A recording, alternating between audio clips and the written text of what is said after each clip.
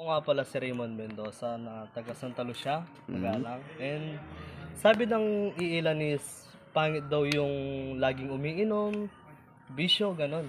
Pero hindi naman talaga nila alam yung totoong kung ano yung nangyayari sa mga inuman na ganon. Siyempre, Tulad dito. sabi nila, ano? Ayan. Sige, salita lang Sabi dyan. nila na laging inom, puro bisyo, ganon. Pero hindi nila alam is pagsasamahan. Saka yung mga kwentuhan, di ba, no? Yung mga nabubuong memories. Yun. Yung kada laging may inuman. Siyempre, yung number one na ano doon is yung pagsasama ng mga buong magkakaibigan. Siyempre, yun lang yung number one. Kumbaga, may iba't ibang obligasyon na sila sa buhay. Yes. Siyempre, kumbaga magsasama-sama na lang sila sa iisang inuman na lang. Hindi naman talaga yung lasa ng alak yung nagpapasarap sa inuman, kundi yung mga kwentuhan at mga asaran, di ba? Yun lang yung masasabi. Lakasan mo, hindi yan naririnig. Ako nga pala si John Ross Pili.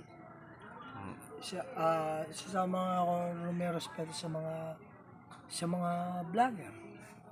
Kasi katulad ko rin sila mga tao. Parang sinishare lang yung mga nangyari dito sa atin nangyari dito sa Pilipinas. Para mangilabo kung may bubong. Nangyari dito sa ating Okay. buhay. Sige. Pero hindi ko ba rin makakalimutan yung mga respeto sa mga tao kasi katulad rin natin sila mga tao. Parang yung ginagawa lang nila parang sinishare nila yung mga nangyari dito sa atin. Ganun lang. Yun lang yan? Okay.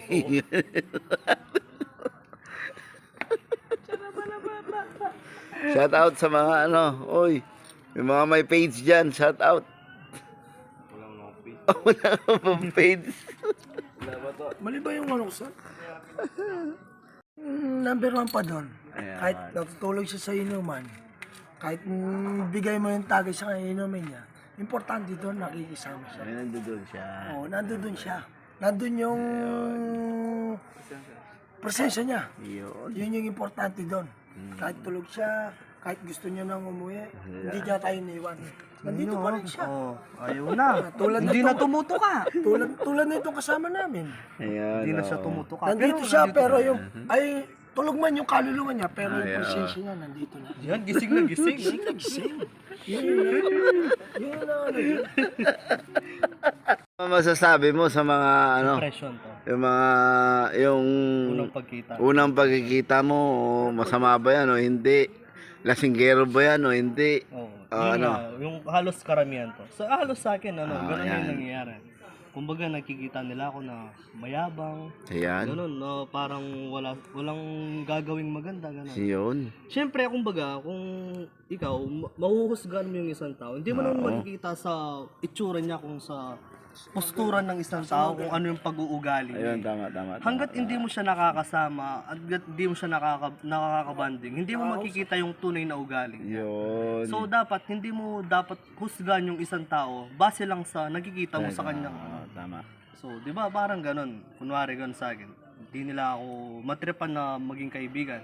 Pero pag nakasama nila ako, lagi na nila akong aayain.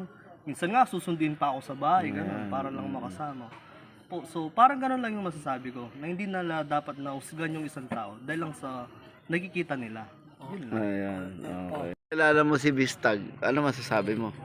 Ang masasabi ko lang is, nung unang pagkita ko, kaya hindi pa ako umiimik.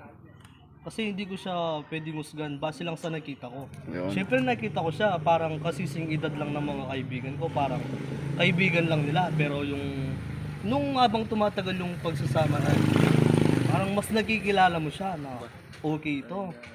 Mas malalapitan mo siya sa Ah. mga oras na parang kailangan mo lang tulong. Hindi ka niya ipapahiya. Talagang solid siya mag-isama. Yun, magaling siyang magbigay ng mga payo, mga advice na tungkol sa buhay, mga karanasan niya.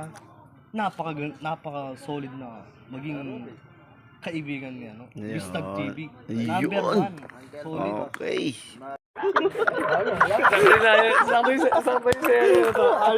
Malupit, malupit, malupit. Malupit, malupit. Malupit, malupit. Meron pa siya daw. Meron siyang balat to. Malupit.